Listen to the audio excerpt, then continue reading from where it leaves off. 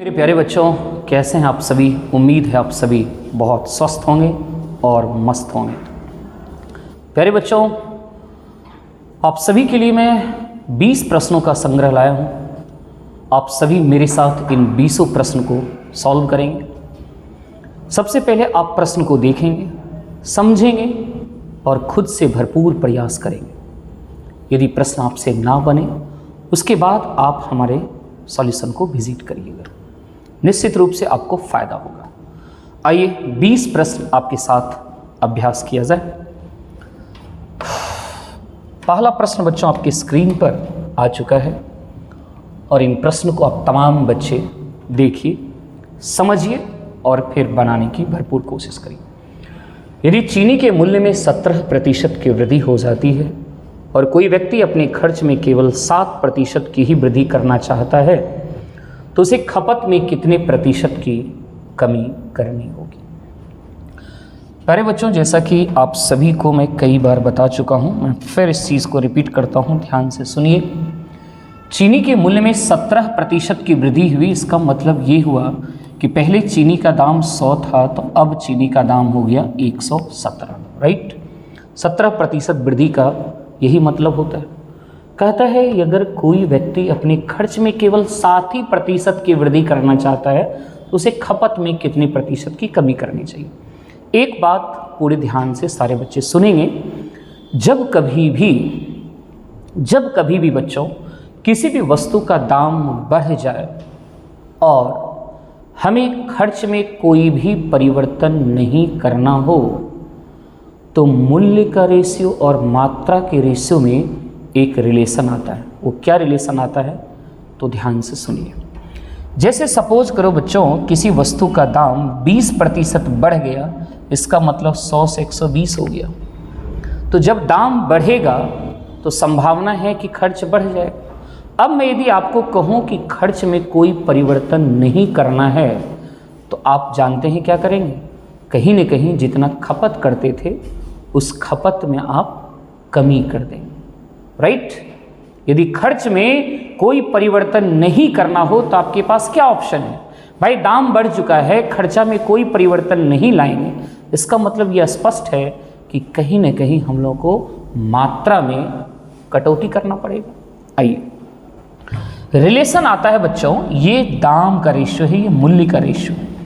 तो मूल्य का रेशियो का जस्ट उल्टा जब आप कर देंगे ना तो खर्च में याद रखिएगा कोई परिवर्तन नहीं होता। मतलब जब खर्च में कोई परिवर्तन नहीं करना हो तो मूल्य का रेशियो का उल्टा क्या निकलेगा, मात्रा का रेशियो। मतलब यहाँ 120 कर दीजिए और यहाँ 100 कर दीजिए। निश्चित रूप से आप देख लीजिए, यहाँ भी 12,000 खर्च हो रहा था, यहाँ भी 12,000 खर्च हो रहा है। 1 kg का दाम 100 मान लीजिए, आप 120 kg खरीद रहे थे तो यहाँ 12,000 खर्च हो रहा था। फिर जब दाम बढ़ गया तो दाम हो गया 1 kg का 120, तब आपने मात्रा कितना खरीदने लगा, 100 kg। क्या यहाँ भी आपका 12,000 ही खर्च हो रहा है कि नहीं हो रहा है।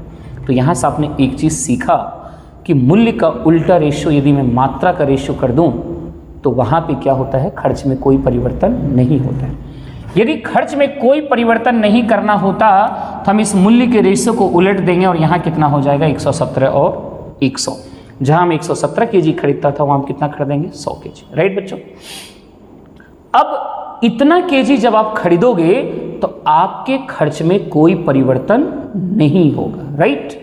लेकिन इसने कहा कि कोई बात नहीं, खर्चा आपका बढ़ने दीजिए थोड़ा सा। कितना बढ़ना चाहिए, 7% खर्च बढ़ना चाहिए। यदि आप 100 kg खरीदेंगे तो खर्च में कोई परिवर्तन नहीं होगा।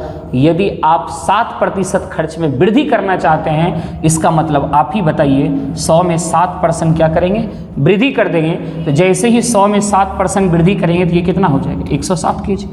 आप 107 kg खरीदिए, निश्चित रूप से आपको क्या होगा, 7% का खर्च में वृद्धि दिखने लगेगा, राइट बच्चों। तो 100 था इसलिए ज़्यादा हमें निकालने की जरूरत भी नहीं पड़ रहा है। तो डायरेक्ट यदि 7% हमें खर्च में वृद्धि करना है तो हमें कितना kg खरीदना पड़ेगा, 107 kg खरीदना पड़ेगा, राइट। उसने कहा कि बताओ खपत में कितने प्रतिशत की कमी करी। पहले खपत कितना कर रहे थे, 117। अब आप कितना कर रहे हैं, 107। तो कितना का कमी किए, 10 की कमी की। कितना की कमी किए, 10 की कमी। किस में, 117 में। प्रतिशत निकालने के लिए गुना 100 करेंगे, राइट। तो 1000 में 117 से जरा भाग लगाइए। 1000 में आपको क्या करना होगा, 117 से बच्चों भाग लगाना होगा। सभी में ऑप्शन में 8 दिख रहा है, ये तय है कि 8 बार में कटेगा, आप 8 बार में गुना करिए। 8 सते 56, बाकी 5, 8 5 13 का 3, बाकी 1 और 8 और 1 9। 10 में 6 गया 4, 9 में से 3 गया 6, और ये बच्चों कितना, 9 में से 9 गया, ये कट गया ना, दैट इज कितना, 64, राइट। अब आप बताइए इसके बाद पॉइंट आएगा और फिर आप क्या लगाओगे, 0 लगाओगे, क्योंकि पॉइंट के बाद सभी का डिफरेंट है। अब एक बार आप सोचिए कि किससे कटेगा, तो जरा देखो, यदि 5 से ले जाएंगे बच्चों तो 5 सते 35 है ना, 6 से तो नहीं जाना है, 6 से तो आई थिंक ज़्यादा चला जाएगा, 6 सते 42, 6 से बहुत ज़्यादा चला जाएगा। 5 से यदि सोचते हैं तो 5 सते 35, 5 क्या है 5 3 8 और 5 से, यानी तय हो गया कि आंसर क्या होना चाहिए, बी फॉर बिहार, है ना, 8.5 होना चाहिए। बच्चों जब भाग दिए तो आपको पता चल गया कि इसका लगभग मान क्या जा रहा है, 8.5। तो प्रतिशत का ये सवाल था और बहुत अच्छा सवाल है बच्चों। आज इस पैटर्न पे मैं देख रहा हूँ कि आपके कई परीक्षा में ये सवाल आ रहे हैं, और यदि आप सचमुच परीक्षा निकालने चाहते हैं तो मेरा मानना है कि आप इन प्रश्नों को बहुत ध्यान से समझिएगा। ना समझ में आए तो वीडियो को एक बार फिर से रिपीट करिएगा। मैं पूरा डिटेल इस प्रश्न को समझाने की कोशिश किया। आई होप कि आप समझ गए। चलिए अगला क्वेश्चन देखिए आपकी स्क्रीन पर क्या है। अगला क्वेश्चन है, 60 विद्यार्थियों की कक्षा में 40% लड़कियां हैं।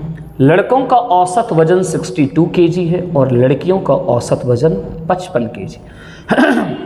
पूरी कक्षा का औसत वजन क्या होना चाहिए? आइए, सबसे पहले तो मैं एक ही बात कह दिया हूं कि बच्चों सबसे पहले आप अपने से बनाइए, ना बने फिर मेरे सॉल्यूशन को विजिट करिए।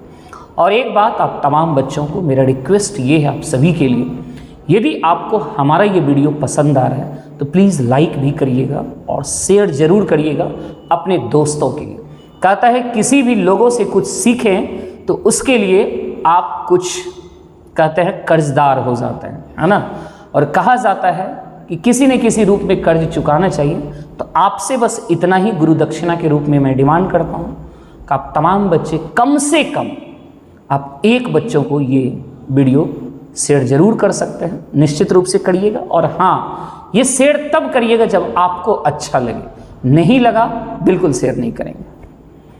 क्वेश्चन है, 60 विद्यार्थियों की कक्षा में 40% लड़कियां हैं और लड़कों का औसत वजन 62 है और लड़कियों का औसत वजन 55 है। पूरी कक्षा का औसत वजन क्या है? 40% का मतलब आप जानते हैं क्या होता है, 40/100 कटाएंगे तो यह हो जाएगा 2/5। 20 दूनी 40, 20 25 100, राइट। इसका मतलब ये हुआ कि टोटल 5 था, उस 5 में लड़कियां कितनी हैं, 2 है। तो क्या आप बता सकते हो कि लड़के कितने होंगे? 5 में यदि लड़कियां 2 है तो लड़के कितना होंगे, 3 होंगे, राइट। आइए, कहता है जितने भी लड़के थे उन लड़कों का औसत है 62।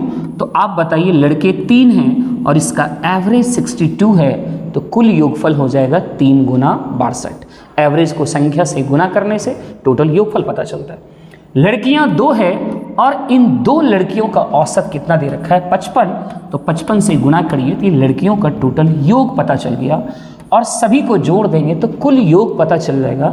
और आपसे पूरी कक्षा का औसत पूछा था, तो पूरी कक्षा का औसत निकालने के लिए पूरी कक्षा का योग पता होना चाहिए और जितनी संख्या है उसमें विद्यार्थियों की उससे भाग लगा दीजिए। तो आप बताइए यहाँ टोटल क्या लेके चले, 3 और 2, तो टोटल कितना, 5। 5 से भाग लगा के आप उत्तर ला सकते हैं। आइए तो देखते हैं बच्चों यहाँ क्या आ रहा है हमें।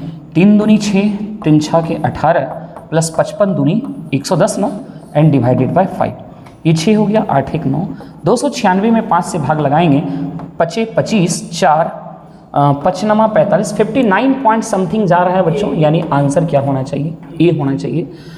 तो बच्चों जब आपको आंसर दिखने लगे तो ये जरूरी नहीं है कि पूरा सॉल्यूशन करिए, क्योंकि आपको फास्ट आंसर क्लिक करना होता है, राइट। अब बच्चों के मन में ये आ रहा होगा कि ये 60 तो आपने यूज़ ही नहीं किया। हाँ, ध्यान रखेंगे, ये ज़रूरी नहीं है कि प्रश्न में दिए गए डाटा का हर चीज़ यूज़ ही करना चाहिए। और ख़ास करके बच्चों, जब कभी भी इस तरीके का सवाल आए कि इतने लोगों का ये रेशियो, इतने लोगों का ये रेशियो, तो बताइए इतने लोगों का ये औसत और इतने लोगों का ये औसत, तो बताइए पूरे समूह का औसत क्या होगा। ये पता करने के लिए बस आप क्या करिए, रेशियो ले लीजिए। क्या उसकी संभावना है तो उसको थोड़ा ऑन कर लीजिए बच्चों। तो ऐसे सवाल में आप रेशियो लेके ही काम कर सकते हैं, एग्जैक्ट संख्या लेने की आवश्यकता नहीं है। इस सवाल में मोस्ट इंपॉर्टेंट बात यही सीखना था कि हम एग्जैक्ट संख्या ना लेके हम रेशियो से भी काम कर सकते हैं और हमारा सवाल बहुत आसानी से आ जाएगा। बड़े बड़े नंबर से गुना करने में शायद मुश्किल होगा, तो क्यों ना छोटा नंबर लिया जाए, तो शायद बहुत आसानी से आप इसका जवाब दे पाएंगे। अच्छा प्रश्न था बच्चों, और सीखने के लिए तो नो डाउट बहुत अच्छा। आइए अगला क्वेश्चन आपके स्क्रीन पर आया है, इसे जरूर देखिए और बनाइए। कहता है एक 21 सेंटीमीटर ऊंचे शंकु के छिन्नक, जिसे इंग्लिश में फ्रस्टम बोला जाता है, के दो वृत्ताकार फलकों की त्रिज्याएं 5 सेंटीमीटर और 3 सेंटीमीटर है। सेंटीमीटर क्यूब में इसका आयतन क्या होना चाहिए। राइट, आ जाइए। आप जानते हैं बच्चों छिन्नक का आयतन क्या होता है, तो मैं बता देता हूँ। छिन्नक का आयतन होता है 1/3 पाई r square plus r square plus r into h, जहाँ ये दो r जो हमने लिया है, छिन्नक आप जानते हैं कुछ इस तरीके का फॉर्म में होता है। छिन्नक कुछ इस तरह के फॉर्म में होता है बच्चों, है ना। ये आपका छिन्नक होता है, तो ऊपर भी इसका वृत्ताकार, नीचे भी वृत्ताकार होता है। तो दो त्रिज्या की बात होगी, छोटे वाले को स्मॉल r मान लिया और बड़े वाले को कैपिटल R मान लिया। राइट, तो होप कि आप ये छिन्नक भी समझ पा रहे हो क्या। और यहाँ से यहाँ जब दोनों के सेंटर को मिलाएं, ये इसकी ऊंचाई हो जाए। आयतन का ये फॉर्मूला होता है और सारा चीज़ आपके प्रश्न में दिया, सीधा वैल्यू बैठाइए, आंसर आ जाएगा। 1/3 पाई का मान आप जानते हैं 22/7 होता है। r स्क्वायर, दोनों ही त्रिज्या आपके सामने है, एक 5 और एक 3 है, यानी 5 का स्क्वायर फिर 3 का स्क्वायर और प्लस 5 दिया 15, और ऊंचाई दे रखा है कितना 21। इसे सॉल्व कर लेना। 7 या 21, 21 से 21 कट गया, जैसा कि आपको दिख रहा है बच्चों, है ना। चलिए अब आगे देखा जाए, हमारे पास बचा क्या, तो 22 गुणा ये 25 और 15 मिलके 40 और 40 और 9 मिलके 49। क्या इकाई अंक से काम चलेगा? इकाई अंक 8 आ रहा है और 2 में है, थोड़ा गुणा कर लिया जाए, है ना। तो 22 गुणा 9 कितना हो जाएगा बच्चों, 198, बाकी 19, 22 चौके 88 और 19 जोड़ लीजिए कितना आता है, 9 8 17 18 1078 आ रहा है बच्चों, यानी हमारा आंसर होना चाहिए। आई होप कि आप ये सवाल समझ गए होंगे। फार्मूला मोस्ट इंपॉर्टेंट है, इसे जरूर याद रखिएगा, बाद बाकी और कुछ नहीं। आइए अगला सवाल आपके स्क्रीन पर नंबर सिस्टम का सवाल है, अक्सर पूछा जाता है आप सभी के परीक्षा में। x के किस मान के लिए 7 अंकी संख्या इतना संख्या 72 से विभाज्य है। तो प्यारे बच्चों, आप सभी इसे बनाने की कोशिश करिए। तो देखो यहाँ पे संख्या लिखा हुआ है 91876x2 और कहा यदि ये वाली संख्या 72 से विभाज्य है, तो 72 का कोई रूल नहीं है बच्चों। जब बड़ी बड़ी संख्या से विभाज्यता का नियम पूछे, आप कोशिश करिए कि उसको ऐसे दो नंबर में तोड़िए जो अपने आप में कोप्राइम हो। कोप्राइम मतलब ऐसा दो नंबर जिसका कॉमन फैक्टर सिर्फ और सिर्फ 1 हो। तो क्या हम 72 को 9 गुना 8 लिख सकते हैं? 9 गुना 8 लिख सकते हैं, बिल्कुल लिख सकते हैं। यानी जो नंबर 9 से कटेगा और जो नंबर 8 से कटेगा, निश्चित रूप से वो 72 से डिवाइड हो जाएगा। राइट, आइए तो सबसे पहले क्यों ना 9 का ही नियम चेक किया जाए। 9 का नियम चेक करके पता कर लेते हैं कि भाई x के जगह कौन सा मान आना चाहिए, क्योंकि x का वो मान होना चाहिए जो रखने के बाद 9 से भी कट जाए और 8 से भी कट जाए, तभी वो 72 से कटेगा। तो 9 का नियम आप सभी को पता है कि सभी अंकों का योगफल 9 होना चाहिए, या फिर उसमें जितने भी 9 आप बना सकते हैं उन सारे 9 को भी आप कैंसिल कर सकते हैं। जैसे 9 दिखा, 9 को काट लीजिए, 8 और 1 9 दिखा, ये भी काट लीजिए, 7 और 2 9 हुआ, इसको भी आप काट सकते हैं। बचा सिर्फ 6 में क्या जोड़ेंगे जिससे कि आपका 9 से कटेगा, तो आप कहेंगे 3 जोड़ेंगे तो निश्चित रूप से 9 से कटेगा। लेकिन क्या कोई और भी डिजिट जोड़ने से 9 से कटेगा? हाँ, बिल्कुल कटेगा। 6 में 3 जोड़े तो कट गया, 6 में 12 भी जोड़ेंगे ना तो 18 बनेगा, 9 से कटेगा।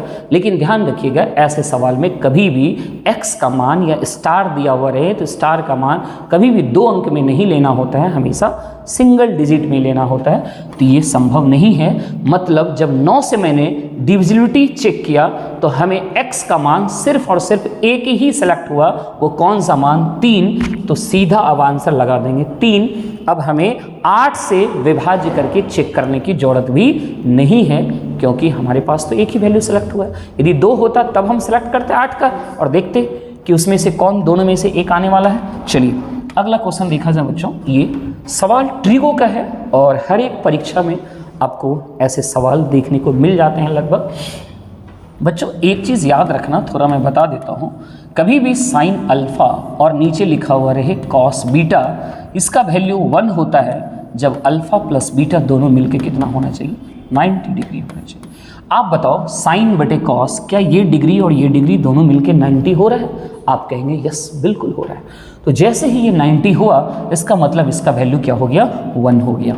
अब आइए, साइन 60 का मान आपको पता होना चाहिए, √3/2 होता है और जब उसका स्क्वायर करेंगे तो √3 का स्क्वायर 3 और 2 का स्क्वायर हो जाएगा 4। ठीक उसी तरह बच्चों cos 45 का मान होता है 1/√2 और 1/√2 का स्क्वायर दैट इज 1/2। और sec 60 का मान होता है 2, क्योंकि cos 60 1/2 होता है और उसका उल्टा 2 दैट इज +2। अब इसे आप सॉल्व कर लीजिए, आपका आंसर तैयार है। राइट बच्चों, तो जरा देखा जाए तो इस दोनों को आप सॉल्व करके आसानी से बता सकते हैं क्या होगा। ये हो जाएगा 3 - 2, 1/4 हो रहा है ना ये बच्चों। या फिर आप चाहो तो सीधा एलसीएम ले लो, 4 एलसीएम आ रहा है ना। यहाँ क्या बन गया आपका? ये 2 1 3 हो रहा है, 3 चौके 12 + 3 - 2, 12 3 15 - 2 13/4 आ रहा है। यानी आंसर कौन सा होना चाहिए बच्चों? डी होना चाहिए। आई होप कि आप इस सवाल को समझ गए होंगे। आइए अगला सवाल स्क्रीन पर आ चुका है। Try your best to solve this question. एक वस्तु को 30% और 15% की क्रमिक छूट के बाद 547.40 रुपये में बेचा जाता है। उस वस्तु का अंकित मूल्य क्या है? 2 छूट दिया किसी वस्तु के अंकित मूल्य पर, 2 छूट देने के बाद वो वस्तु इतने में बिका। आपसे पूछ रहा है बताओ उसका अंकित मूल्य क्या है? 547.40। बच्चों ये 2 लगातार डिस्काउंट मिला है ना। 2 डिस्काउंट देने के बाद वो वस्तु बिक गया इतने में, आपसे पूछ रहा है अंकित मूल्य। तो अंकित मूल्य निकालने के लिए आपको क्या करना चाहिए? दोनों ही होल वैल्यू का उल्टा गुना कर देना है। तो 30% का होल वैल्यू 30/100 कटाएंगे। जब छूट हो तो बच्चों घटेगा, यानी 7/10। डिस्काउंट हो तो क्या करना है? घटाना है। ये 10 में 3 गया 7/10 और इसका उल्टा गुना करेंगे 10/7। फिर 15% का इसी तरह से जब आप निकालोगे होल वैल्यू तो वो हो जाएगा 17/20। इसका भी हमें क्या करना है? उल्टा गुना करना है 20/17। Is it right? सही है। तो अब इसे हम लोग को सॉल्व करना ही। इस 0 की तो कोई वैल्यू नहीं है बच्चों, पॉइंट हटेगा, नीचे 10 आएगा और 10 से इसको कटा दीजिए। राइट। अब मुझे लग रहा है कि आप चाहो तो क्या है 17 से कटेगा या 7 से कटा दोगे? 7 से कटाएंगे तो 7 जा रहा है। 7 49 5 57 7 8 56 7 दूनी 14, 782 बार में कट गया। आई होप कि 17 से भी कट जाना चाहिए। 17 चौकी 68 और 10 17 6 की 102, 46 दूनी 92, यानी 920 है कहीं क्या, है ना? 920 यानी सी सही तो है। तो बच्चों ऐसे सवाल में बस कुछ नहीं, प्रोसेस जानना है कि कैसे हमें बनाना है और इसको सीखिए। ऐसे सब सवाल निश्चित रूप से आपकी परीक्षा में मिलता रहेगा, इसलिए ध्यान रखेंगे। आइए अलजेब्रा का सवाल है, बहुत प्यारा सा। a + b 6 दिया है और a गुना b का वैल्यू 8 दिया है। आपसे AQ + BQ का मान पूछ रहा है। सवाल पहले खुद से बनाइए, तब सॉल्यूशन को देखिए, है ना? और पॉज कर लीजिए, वीडियो को पॉज करिए, क्वेश्चन पे ब्रेन लगाइए, फिर ना बने फिर सॉल्यूशन विजिट करिए। बच्चों मुझे लग रहा है कि बहुत छोटा सा डिजिट है, क्यों ना एस्टिमेट कर लिया जाए। किस 2 नंबर को जोड़ा जाए तो 6 बन जाए और इसी दोनों को गुना किया जाए तो 8 बन जाए। तो हमें पता ही चल गया कि A और B का मान क्या होना चाहिए, 4 और 2। आपसे पूछा कि AQ + BQ यानी 4 का Q + 2 का Q का वैल्यू क्या होना चाहिए, 64 + 8 यानी 72। आंसर A नंबर होना चाहिए। इज इट राइट बच्चों? Yes, very good. चलिए अगला क्वेश्चन आपको दिखाते हैं क्या है। ये रहा आपका अगला प्रश्न। रूट एक्स प्लस 1/√x बराबर इतना, तो एक्स स्क्वायर प्लस 1/x² का वैल्यू क्या होगा? प्यारे बच्चों, ये एक्स स्क्वायर तब आएगा जब आप बारी बारी से स्क्वायर करेंगे। पहली बार स्क्वायर करेंगे तो सिर्फ रूट हटेगा तो एक्स बचेगा। पहली बात तो आप अपने से ब्रेन लगाओ, बार बार हम बोल रहे हैं। और उसके बाद क्या करना है, अगेन स्क्वायरिंग करेंगे। हमें 2 बार स्क्वायर करने की आवश्यकता पड़ रही है। प्यारे बच्चों, एक चीज़ मैं आप सभी को सिखाता हूँ, ध्यान देना। जैसे कभी भी इस तरह का सवाल हो कि x प्लस 1/x बराबर a हो, राइट, और आपसे पूछने लगे कि बताओ x प्लस 1/x का वैल्यू दिया और x² 1 + x² का वैल्यू पूछे, आपको क्या करना है, सीधा इसका स्क्वायर करना है और -2 घटाना है, राइट। फिर यदि इसका स्क्वायर, जैसे सपोज करिए फिर पूछ लेता कि बताओ x4 + 1/x4 का वैल्यू, क्योंकि स्क्वायर करेंगे तो फिर पावर 4 आ जाएगा ना, तो फिर क्या करना होगा आपको, जो रिजल्ट आया था उसका स्क्वायर करके फिर इसमें 2 घटाना है। यही सीरीज आप लगातार लेते चलेंगे, आंसर आता जाएगा, राइट। तो देखिए आपको लग रहा होगा कि स्क्वायर कैसे आएगा, क्या आपको नहीं लग रहा है कि इसको 2 बार स्क्वायर करने की जरूरत पड़ेगा?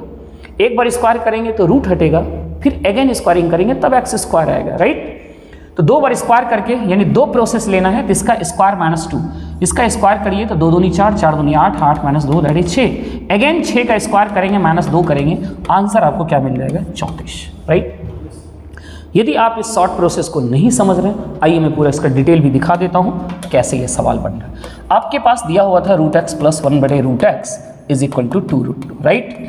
स्क्वायरिंग बोथ साइड, जब भी स्क्वायर करते हैं बच्चों, दोनों साइड स्क्वायर करते हैं, दोनों तरफ स्क्वायरिंग करोगे तो ये हो जाएगा ऐसा और ये हो जाएगा ऐसा होगा। अब ये a + b का होल स्क्वायर, a² यानी इसका स्क्वायर करेंगे तो x हो जाएगा, इसका स्क्वायर करेंगे 1/x हो जाएगा, प्लस 2ab, 2 × a × b करेंगे, ये कट जाएगा, बचेगा सिर्फ 2, और इसका स्क्वायर 2 दूनी 4 दूनी 8।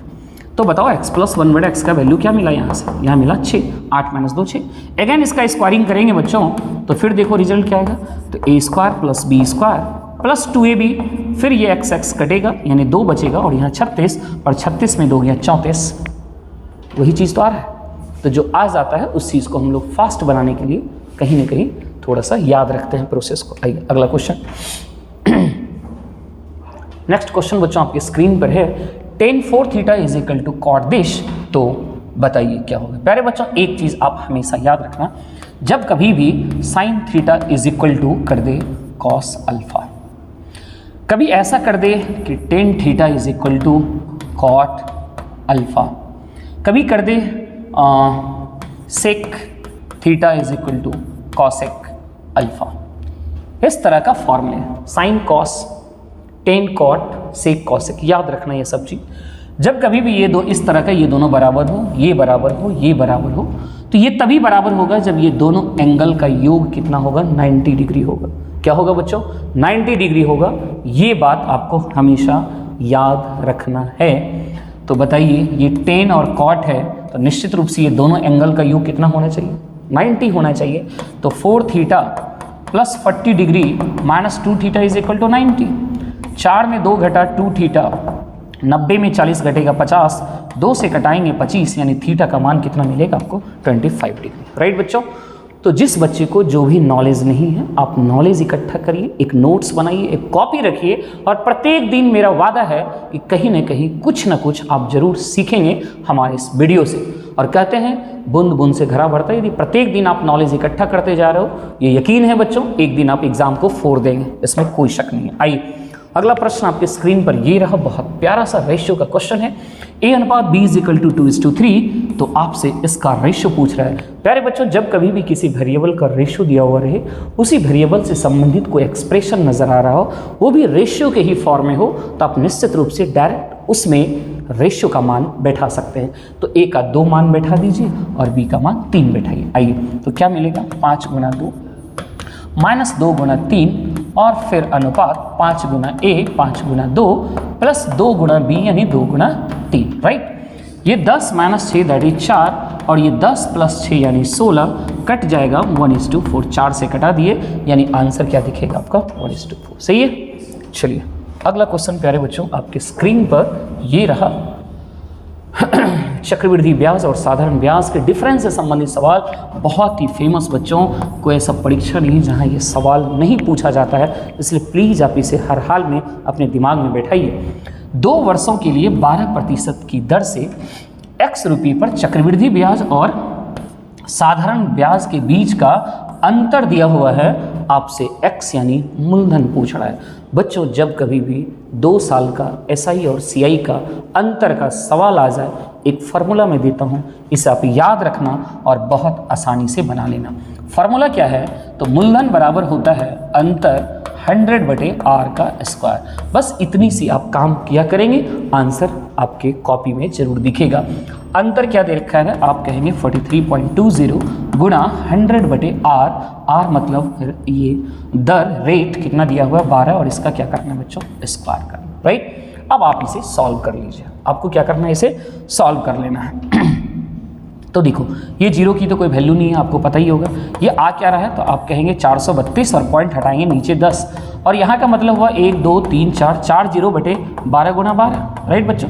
ये 10 कटता हुआ जा रहा है। 12 से कटाएंगे, 12 × 36, 7, 12 × 6 72, फिर 12 से कट गया 3 बार में, 3 पर 3 0, यानी आंसर कौन सा जाएगा?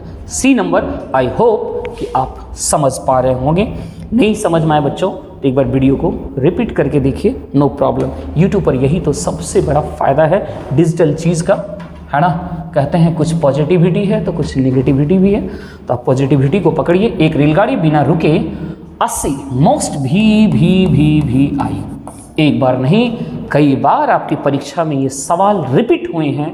प्यारे बच्चों, निश्चित रूप से पहले तो आप अपने से इस सवाल को बनाओ, ना बने तो समझ लेना, और एकदम कहते हैं ना कुछ चीज़ को एकदम याद कर लो यार। बार बार परीक्षा में पूछता है तो क्यों ना याद करें प्रोसेस को। एक रेलगाड़ी बिना रुके, जब वो नहीं रुकती है तो उसकी स्पीड होती है 80 किलोमीटर प्रति घंटा।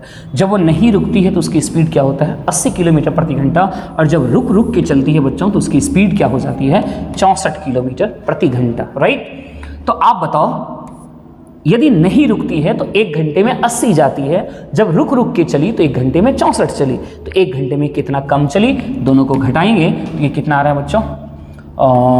16 किलोमीटर। यानी पता चला कि वो ट्रेन 1 घंटे में 16 किलोमीटर कम चली, 16 किलोमीटर कम चली। तो पूछा है कि बताओ वो ट्रेन 1 घंटे में कितना समय रुकी रही होगी। सिंपल सी बात है, जितना दूरी कम चला उसी दूरी को तय करने में उसको जितना समय लगता उतना ही समय तो वो बैठा रहा होगा। ये बात बाबू छोटी सी लगी होगी लेकिन गहराई है। आप मेरे बातों पे चिंतन करिएगा आंख बंद करके कि क्या बोले।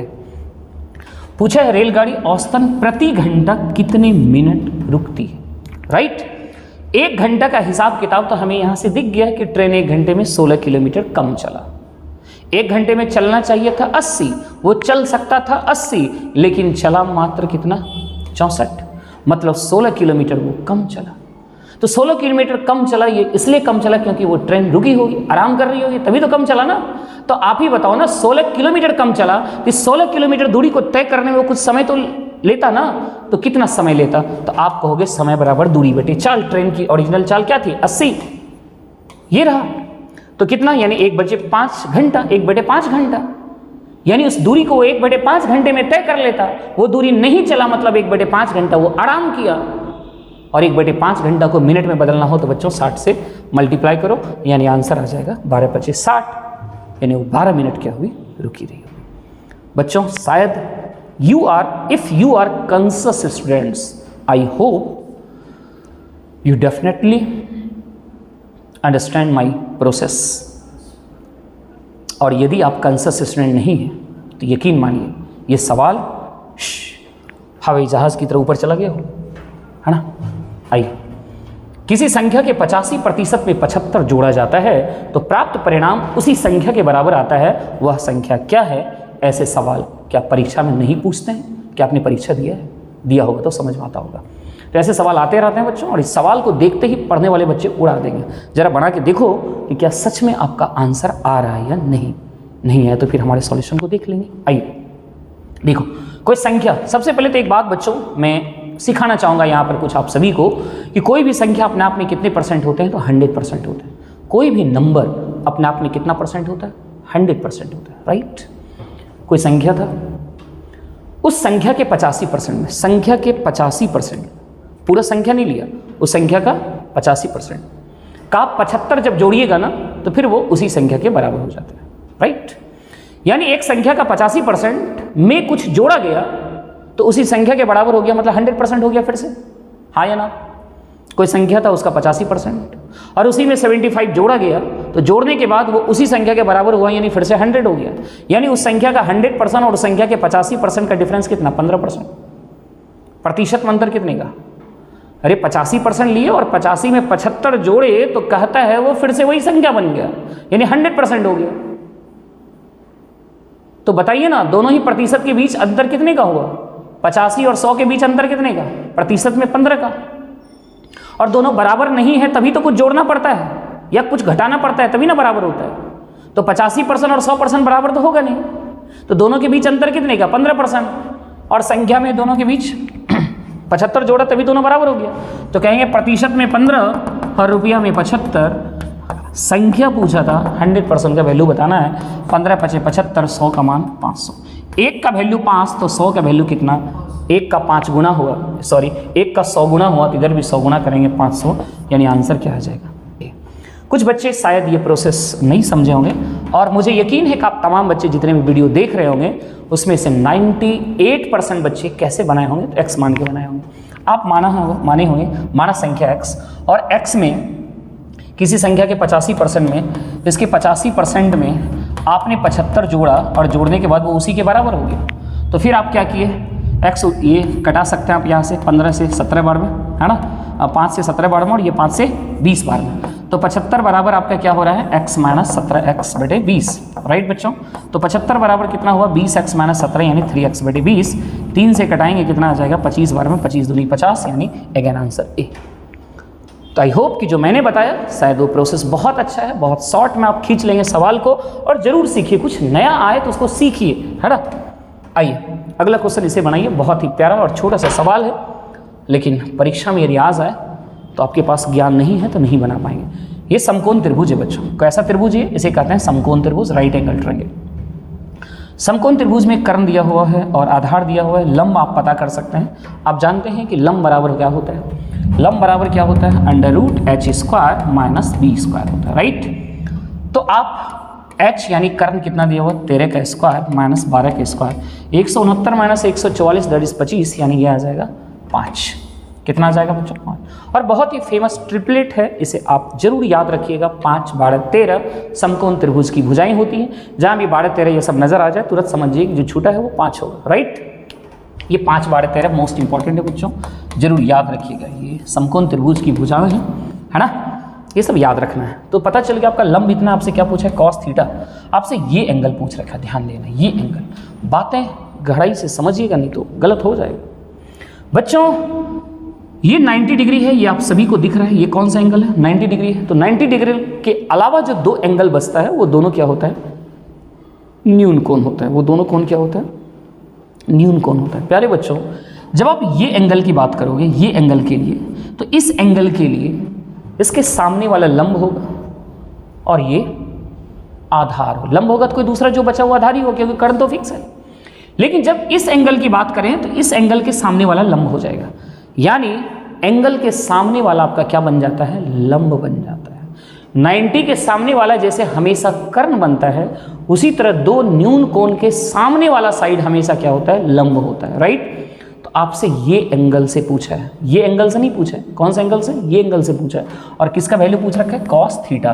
तो बच्चों कॉस थीटा बराबर क्या होता है जानते हैं? b/h, यानी आधार बटे कर्ण होता है। क्या होता है? आधार बटे कर्ण होता है।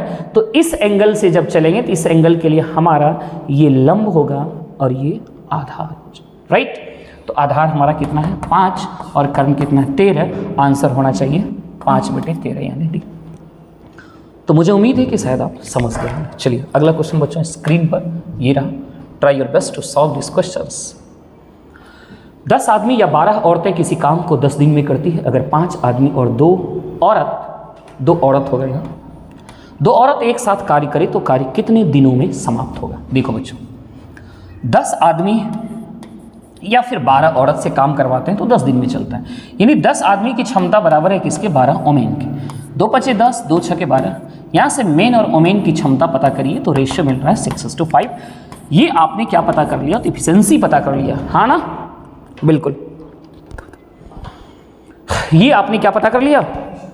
इफिशिएंसी पता कर लिया बच्चों। आइए, यानी मेन की क्षमता 6 है और ओमेन की क्षमता 5 है। आइए, कहता है 10 आदमी से काम करवाइए या फिर 12 औरत से काम करवाइए, टाइम उनको कितना लगता है? 10 लगता है। एक आदमी की क्षमता 6 है तो 10 आदमी की क्षमता 10 × 6 = 60, और 60 क्षमता से जब काम करेंगे तो काम 10 दिन चलेगा, यानी टोटल वर्क 600 है वहाँ पे, 60 × 10। टोटल वर्क कैसे निकालते हैं? इफिशिएंसी को टाइम से गुना करिएगा तो टोटल वर्क निकलेगा, राइट? यानी इतना सा काम उसे करना है। अब आइए, अब किससे काम करवाना है बच्चों? आपने अभी यहाँ क्या पता कर लिया? टोटल वर्क, यानी वहाँ पे टोटल कितने काम करने थे आपने ये पता कर लिया। अब जिससे काम करवाना है उसकी क्षमता से डिवाइड करेंगे। किससे काम करवाना है? 5 आदमी और 2 औरत। तो 5 आदमी की क्षमता बताओ, 5 × 6 = 30। 5 × 6 बच्चों कितना? 30। और फिर क्या? 2 औरत। तो 2 औरत की क्षमता 2 × 5 = 10। 2 × 5 = 10 ना, दोनों को जोड़ेंगे कितना आ जाएगा? 40, राइट? तो डिवाइड कर दीजिए। तो ये 10 × 4 = 40, 4 से कट गया 15। क्या 15 है ऑप्शन कहीं? यानी आंसर क्या होना चाहिए? B, right? आई होप कि आप समझ रहे होंगे। अगला क्वेश्चन बच्चों आपकी स्क्रीन पर ये रहा। किसी कमरे की लंबाई 6 मीटर, चौड़ाई 4 मीटर, ऊंचाई 4 मीटर है तो चारों दीवारों का क्षेत्रफल क्या होगा? प्यारे बच्चों, किसी भी कमरे के चारों दीवारों का क्षेत्रफल आप हमेशा के लिए याद रखिएगा यदि आप परीक्षा पास करना चाहते हैं तो चारों कमरे का दीवार का जो क्षेत्रफल होता है 2HL + B होता है, राइट? 2 गुना ऊंचाई 4 दिया है, लंबाई 6 है, चौड़ाई 4 है, ये हो गया 6 × 4 = 10, 8 × 10 यानी 80 आंसर होना चाहिए। अगला, दी गई आकृति कोण BAC का मान क्या होगा? आपसे क्या पूछा है बच्चों? कोण BAC यानी इस एंगल का मान पूछा है। मान लीजिए एंगल कितना है? थीटा है। क्या है बच्चों? थीटा। प्यारे बच्चों, एक चीज समझना थोड़ा सा, जैसे सपोज करो ये त्रिभुज है, राइट? ये त्रिभुज के तीनों न्यून कोण है। ये कौन, सॉरी न्यून कोण बोल रहे हैं, सॉरी, ये है अंतः कोण। कौन से कोण है? अंतः, अंदर में जो कोण बना रहे हैं इसको क्या कहते हैं? अंतः कोण। लेकिन हर एक अंतः कोण के पास एक बाह्य कोण का निर्माण हो सकता है। जैसे आप यहाँ पे बाह्य कोण बनाना चाहेंगे, भुजा को थोड़ा सा आगे बढ़ा दीजिए, तो जैसे ही बढ़ाएंगे तो यहाँ देखिए कोण बनता हुआ दिख रहा है, तो इसी को कहते हैं बाह्य कोण। और अंतः कोण और बाह्य कोण दोनों मिलकर कितना होता है? 180 होता है। जैसे यहाँ पे बनाना चाहेंगे, या तो इधर खींचे या तो कहीं भी खींच सकते हैं, तो ये क्या हो जाएगा? बाह्य कोण। और अंतः कोण और बाह्य कोण मिलकर हमेशा कितना डिग्री बनता है? 180 डिग्री बनता है, राइट?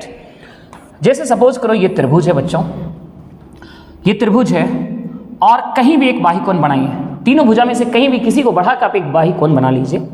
तो ये जो बाह्य कोण आपने बनाया ना, तो जिस एंगल के पास बनाई इस एंगल को छोड़ के जो कोण बचा, सपोज करिए ये थीटा है, ये अल्फा है, तो इस दोनों के योगफल के बराबर होता है। किसके बराबर होता है? दोनों के योगफल के बराबर होता है, राइट? तो समझ गए कि यहाँ पे बाह्य कोण बना है, इसका मतलब ये कोण और ये कोण दोनों मिल के किसके बराबर हो जाएगा? 110 के बराबर, राइट? तो सीधा 110 में 62 घटा लीजिए, 10 में 2 गया 8, 10 में 6 गया 4, यानी आंसर क्या होगा? 48। या फिर दूसरा ब्रेन ये भी है कि यदि आपने अभी क्या पढ़ा कि बाह्य कोण और अंतः कोण दोनों मिलकर 180 होता है, ये पूरा 180 होना चाहिए टोटल। इतना सा यदि 110 है तो ये कितना होना चाहिए? 70। और आप जानते हैं कि त्रिभुज के तीनों कोणों का योग 180 होता है। क्या होता है? 180 होता है। फिर इस दोनों कोण को जोड़िए और 180 में घटा दीजिए, जो बचेगा वो थीटा आ जाएगा। आई होप कि आप समझ गए होंगे, राइट? चलिए, तो किसी भी तरीके से बना सकते हैं। अगला क्वेश्चन आपके स्क्रीन पर प्यारे बच्चों ये रहा। किसी परीक्षा में अनीता को 31% अंक प्राप्त हुए और वह 16 अंक से फेल कर गई। सुनीता की 40% अंक प्राप्त हुए। सुनीता की 40% अंक प्राप्त हुए, जो उत्तीर्णांक से 56 अंक ज़्यादा है। परीक्षा के अधिकतम अंक क्या है? आइए, अनीता को कितना परसेंट मिला? 31% मिला और वह 16 अंक से क्या हो गई? फेल हो गई, यानी 16 नंबर उसे कम आया। फिर उसी परीक्षा में सुनीता को 40% नंबर आया। कितना आया? 40% आया और वो उत्तीर्णांक यानी पास से 56 ज़्यादा ले आया। पास से 56 ज़्यादा ले आया। आपसे पूछता है कि बताओ उस परीक्षा के अधिकतम अंक क्या हैं, यानी पूर्णांक क्या है। बच्चों देखो तो इधर ये लड़की इससे कितना प्रतिशत में ज़्यादा मार्क्स लाई, आप कहेंगे 9% ज़्यादा। कितना? 9% ज़्यादा लाया। फिर मैं पूछूं कि यहाँ अंक में कितना ज़्यादा लाया, तो मैक्सिमम बच्चों का जवाब अभी होगा 40 ज़्यादा आया, जो कि गलत है। 40 ज़्यादा नहीं है, दोनों को जोड़िए, यानी कितना? 72 ज़्यादा है। कितना ज़्यादा है? 72। बच्चों ये लड़की पास करी रहती ना, ये अंक पास से 56 ज़्यादा है। ये लड़की तो 16 नंबर से फेल कर गई थी, यानी पास से भी 16 कम था इसको। यदि ये पास की रहती ओनली, और ये देखिए पास से 56 ज़्यादा है, तब आप कहते कि इस लड़की को इससे 56 ज़्यादा है। लेकिन वो पास से भी नीचे है ना, पास से भी क्या है? नीचे है। तो निश्चित रूप से बच्चों माइनस प्लस हो, दोनों का डिफरेंस बताना हो तो क्या करना है? दोनों को जोड़ना है। ध्यान रखना, ये दोनों को जोड़े तो कितना आ गया? 72। यानी प्रतिशत में 9 ज़्यादा लाई, लेकिन नंबर में 72 ज़्यादा लाई। नहीं समझ में आ रहा होगा तो ऐसे समझो, जैसे कोई लड़की, ये पास मार्क्स है, कोई लड़की यहाँ नीचे था 5 नंबर से फेल कर रही थी। दूसरा लड़की उसी परीक्षा में एग्जाम दी और पास ही नहीं की, पास से 20 नंबर ज़्यादा लाई।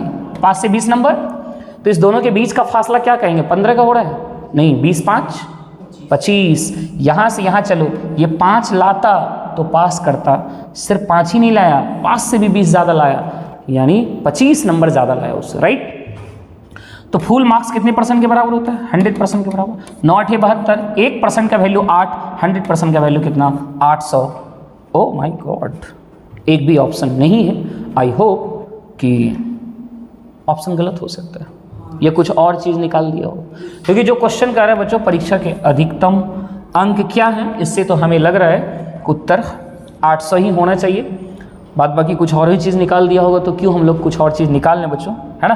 तो कोई बात नहीं, इसका आंसर बच्चों 800 ही होना चाहिए, घबराइएगा नहीं। चलिए अगला क्वेश्चन बच्चों आपके स्क्रीन पर ये रहा, बड़ा ही प्यारा सा सवाल, बहुत खूबसूरत सा सवाल है। 11,664, क्या लिखा हुआ है बच्चों?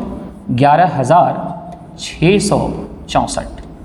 11,664 रुपये में 18 टेबल पंखा बेचकर एक आदमी 10% की हानि प्राप्त करता है, तो 17,424 रुपये में 10% लाभ के साथ उसे कितने पंखे को बेचना होगा?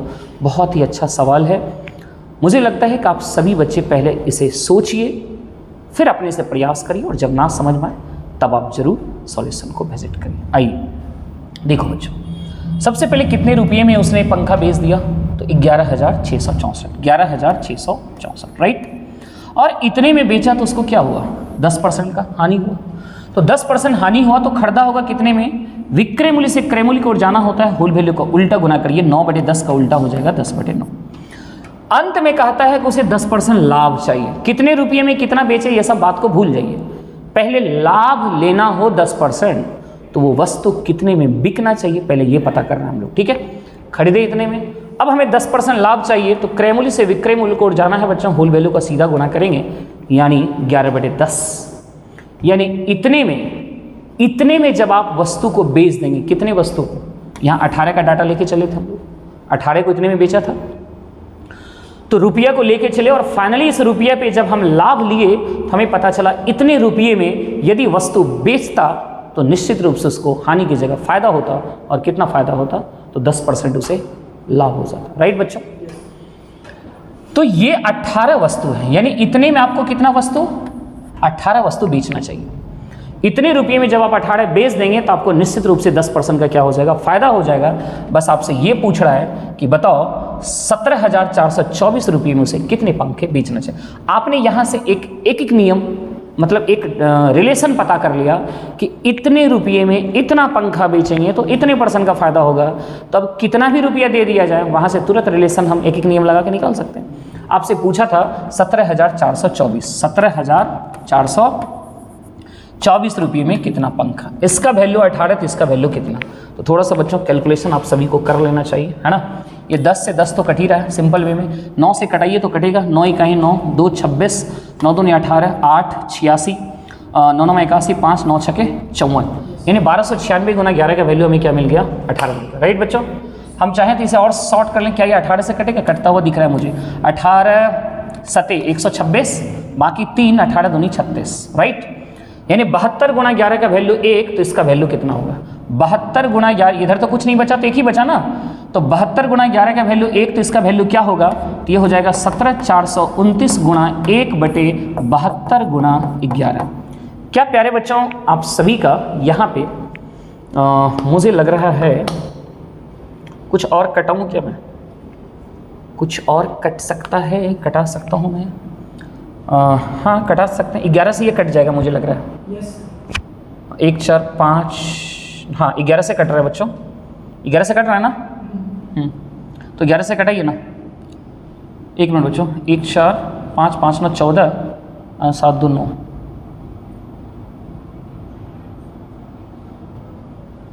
कुछ गड़बड़ तो नहीं हुआ ना? 72 गुना 11 का वैल्यू 1 आ गया था, हमें 17, ओहो 17,424 है बच्चों। 17,400 क्या है? 24 है, कहाँ ध्यान है? 17,424 है, 17,424 इसका वैल्यू निकालना है, तो 17,400, इसीलिए तो गड़बड़ हो रहा था बच्चों। अब तो मेरा काम बन गया यार, अब तो बहुत आसानी से यहाँ से काम हो गया। देखो 17,424 यही ना? देखो बच्चों, अब दिमाग लगा लो कि इसे कटाने पे मत जाओ, यूनिट डिजिट से चेक करो कि क्या यूनिट डिजिट से आंसर दे पाते हैं। ऊपर का इकाई अंक 4 और नीचे का इकाई अंक 2, 4 गुना 1 4, 2 गुना 1 2। राइट, अब आप बताओ कि 2 में क्या गुना करेंगे जिससे 4 आएगा? 2 में क्या गुना करेंगे जिससे 4 आएगा? तो आपके दिमाग में आएगा या तो 2 या तो 7, या तो 2 या तो 7। क्या इकाई अंक किसी का 7 है? नहीं, कन्फर्म हो गया, जिसका इकाई अंक 2 होगा वही हमारा आंसर जाएगा, यानी ये तय हो गया, 22 आंसर आएगा। राइट बच्चों, तो कहीं ना कहीं कैलकुलेशन जब थोड़ा सा आपको टफ दिखने लगे तो आप जरूर यूनिट डिजिट का सहारा लीजिए और वहाँ से आप सॉल्यूशन को आसान बनाइए। राइट, चलिए अगला क्वेश्चन आपकी स्क्रीन पर ये रहा प्यारे बच्चों। 5 लगातार विषम, यार 5 लगातार विषम संख्याओं का, थोड़ा सा बच्चों वेट कर लीजिएगा, जस्ट अ वेट।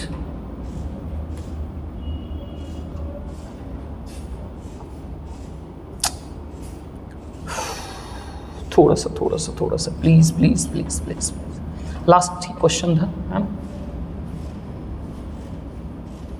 ये था, यही था। यस, अच्छा बच्चों, इस क्वेश्चन को आपकी स्क्रीन पर मैं ला चुका हूं। आप तमाम बच्चे इस प्रश्न को देखिए, समझिए और फिर ना बने तो फिर देखिए सॉल्यूशन को। आइए, 5 ये एवरेज का सवाल है, जैसा कि आप सभी को पता होगा पढ़ने के बाद। 5 लगातार विषम संख्याओं का औसत m है। अगर अगली 3 विषम संख्याओं को शामिल किया जाए तो औसत में कितने की वृद्धि होगी? ऐसे सवाल को बनाने का तरीका देखो बच्चों क्या है। 5 लगातार विषम संख्या, आप अपनी मर्जी से कोई भी 5 लगातार विषम संख्या ले लीजिए, कहीं से लीजिए, लेकिन लगातार 5 लीजिएगा। लेकिन जब कहीं से हम ले सकते हैं तो इसका मतलब है कि क्यों ना शुरुआत से लिया जाए। तो चलिए मैं शुरुआत 1 से कर लेता हूँ। 1 के बाद 3, 3 के बाद 5, 5 के बाद 7, 7 के बाद 9। राइट, कितना? 5, 1 2 3 4 5 ले लिया। अच्छा, आगे की 3 और लेंगे तो कहाँ तक चले जाएंगे? तो 11 2 13 और 15 तक चले जाएंगे, हाँ या ना? चले जाएंगे ना? आप बताओ, जब आप शुरुआत के 5 नंबर लेंगे, शुरुआत के कितने नंबर लेंगे? 5 नंबर लेंगे, तो इसका एवरेज क्या होगा देखा जाए। बच्चों एक चीज़ याद रखना, जब प्रत्येक 2 टर्म के बीच का अंतर समान हो, यानी एपी में सीरीज हो, तो उसका एवरेज निकालने का आसान सा तरीका है, फर्स्ट और लास्ट दोनों को जोड़ के 2 से भाग लगा दीजिए। तो 1 और 9 दोनों को जोड़ेंगे और 2 से भाग लगाएंगे तो उत्तर क्या मिला? 5। राइट, अब उसने कहा आगे की 3 और लिया जाए, मतलब सीधा 15 तक जाएंगे, तब एवरेज क्या होगा? तो ठीक उसी तरह फर्स्ट और लास्ट को जोड़िए, 1 + 15 को जोड़िए, 2 से डिवाइड करिए, 16/2 यानी 8। आप देखो एवरेज में कितने की वृद्धि हुई? 3 की वृद्धि हुई, यानी आंसर कौन सा चला गया? डी। आई होप मेरे प्यारे बच्चों आप सभी मेरे इस सॉल्यूशन से कुछ सीख पाए होंगे। यदि आपको मेरा ये सॉल्यूशन अच्छा लगा, मेरा पढ़ाने का, आपको समझाने का तरीका अच्छा लगा, प्लीज़ आपसे गुजारिश है आप अपना प्यारा कमेंट हमें ज़रूर करिए। यदि आपको अच्छा लगा, आप हमेशा स्वस्थ रहिए, खुद का ख्याल रखिए और आपकी सफलता में, आपकी सफलता के सफ़र में हम सफ़र बनकर हमेशा आपका साथ निभाने की कोशिश करेंगे। बस यूं ही हमारा वादा आपके साथ रहा, आप भी ये वादा करें कि हम भी जितना आप मेहनत करवाएंगे उतना मैं भी करने के लिए तैयार हूँ। शायद ये वादा हम सभी को सफलता की उस ऊंचाई पर ले जा सकता है। इसकी गारंटी है, 100% गारंटी। तो प्यारे बच्चों, चलिए आप प्यारा कमेंट जरूर करिएगा। आपका कमेंट हमें उत्साह देगा, हमें मोटिवेशन देगा। तो इन्हीं विश्वास के साथ मैं फिर आपके साथ पुनः एक अच्छे क्वेश्चन के साथ सॉल्यूशन लाऊंगा, और आपसे उम्मीद है कि आप उन सॉल्यूशन को भी विजिट करेंगे और अपने दोस्तों तक भी निश्चित रूप से शेयर करेंगे। Thank you so much.